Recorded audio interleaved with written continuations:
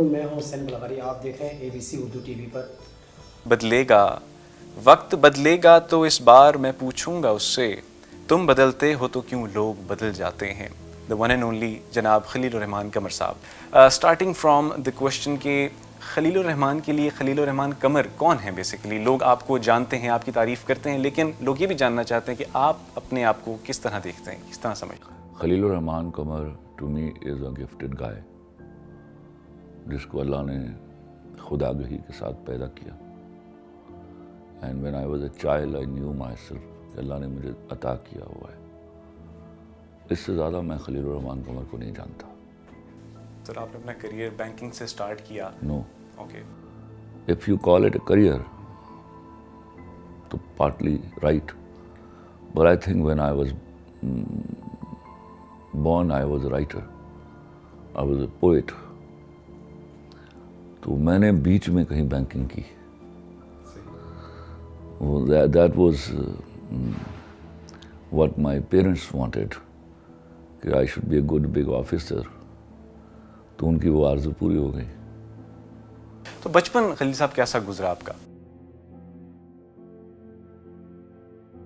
ایک غریب بچے کا بچپن تھا، جس میں محرومیاں تھیں، اور وہ میں محرومیوں سے بڑی عزت آبرو کے ساتھ لڑ جاتا تھا۔ مثال کے طور پر کبھی میں سوچتا تھا چاکلیٹ کو دیکھتے ہوئے کہ شاید اس کو میں کبھی خرید نہیں پاؤں گا، تو میں اس پر غم زدہ نہیں ہوتا تھا۔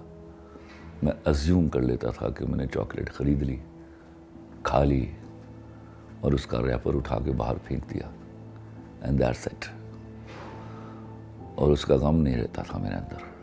تو سنجیدگی بچپن میں بھی تھی یا پھر شرارتیں بھی کچھ یاد ہیں؟ بہت شرارتی تھا، لیکن سنجیدہ آدمی تھا، بچہ تھا میں۔ لکھنے کے لیے فرصت کی ضرورت ہوتی ہے، اور ایک جو مصروف آدمی ہے وہ تو ایک سمجھیں کہ اس کی زندگی کے اندر مصروفیات بہت زیادہ ہوتی ہیں، تو لکھنے کے لیے وقت کس طرح نکالتے ہیں آپ؟ بہت زیادہ چیزوں میں انڈلج ہوتے ہیں، اسی سے ریلیٹڈ۔ یہ تو ابھی انڈلج ہوا، اس سے پہلے تو میرا سوائے میرے لکھنے سے کسی اور سے تعلق ہی نہیں تھا۔ تو ابھی وہ اثر انداز ہوا ہے میرے لکھنے کے اوپر۔ یہ جو مجھے بے تحاشا انٹرویوز دینے پڑتے ہیں، اپنے پوائنٹ آف ویو کو جا کے پلیڈ کرنا ہوتا ہے، تو وہ ظاہر ہے میرا بہت سارا وقت کھا جاتا ہے، لیکن مجھے لگتا ہے کہ I should do that۔ خلیل صاحب، معاشرے کو اگر ہم لوگ دیکھیں تو ہمارے معاشرے میں کون سی ایسی چیز آپ سمجھتے ہیں جو ہم لوگوں کو پستی کی جانب دھکیل رہی ہے اور ہمیں اندازہ ہی نہیں ہو رہا، وہ ہمیں اندر سے کھاتی چلی جا رہی ہیں؟ دیکھو ہمدوش، میں آپ کو ایک بات بتاؤں، ہماری پوری قوم کی تربیت سپلٹ مائنڈڈنس کے ساتھ سپلٹ مائنڈڈنس کے ساتھ ہوئی ہے۔ مذہب ہے تو اس میں فرقے اتنے زیادہ ہیں کہ آپ کو سمجھ ہی نہیں آتی آپ نے کس کو فالو کرنا ہے۔ اس میں اس سپلٹ مائنڈڈنس نے ہمارے بچوں کو بھٹکا دیا ہے۔ گھر گھر علیحدہ، پارٹلی ریلیجن علیحدہ ہے، مسلک ایک دوسرے کو کافر بولا جاتا ہے۔ اس کا نقصان یہ ہوا کہ لوگوں کی مذہب کے ساتھ وہ ویلیو اٹیچمنٹ نہیں ہوئی، اور جن کی ہوئی وہ ایکسٹریم کی طرف چلے گئے۔ دنیا کا ماڈرن ترین مذہب، اس کو ہم نے مسلکوں کے کھلواڑ میں ڈال کر دنیا بھر میں رسوا کروا دیا، اور آج بھی تمام مسلک کے لوگ اس طرح اپنی اپنی باتوں پر ڈٹے ہوئے ہیں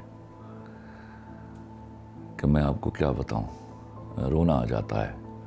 لوگوں سے پوچھتا ہوں قرآن شریف پڑھا ہے، تو لوگوں نے اس کو عربی میں پڑھا ہوا ہے۔ تو عربی میں پڑھنے کا مطلب یہ ہے کہ مجھے معاف کر دیجیے گا، آپ نے نہیں پڑھا۔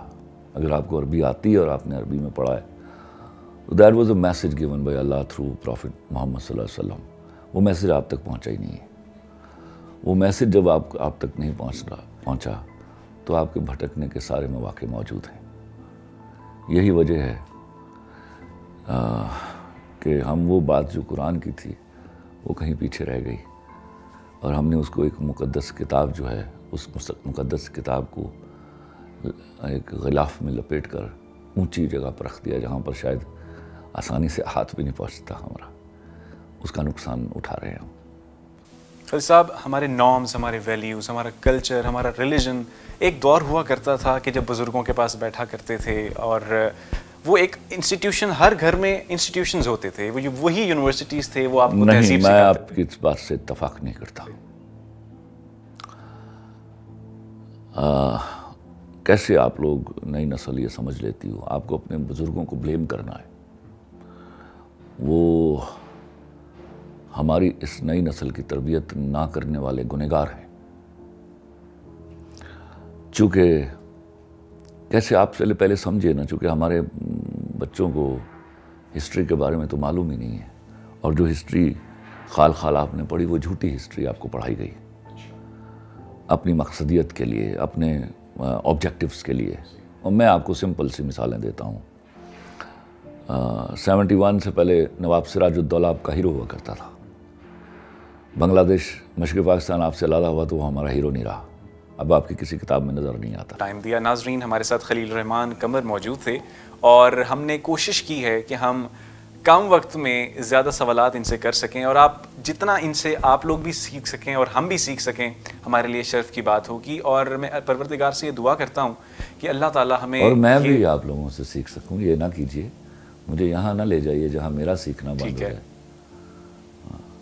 تو ناظرین، پروردگار سے میری یہی دعا ہے کہ اللہ ہمیں یہ توفیق عطا کرے کہ ہم لوگوں کو پہچان سکیں اور اسی کے ساتھ ساتھ ان کی قدر کر سکیں.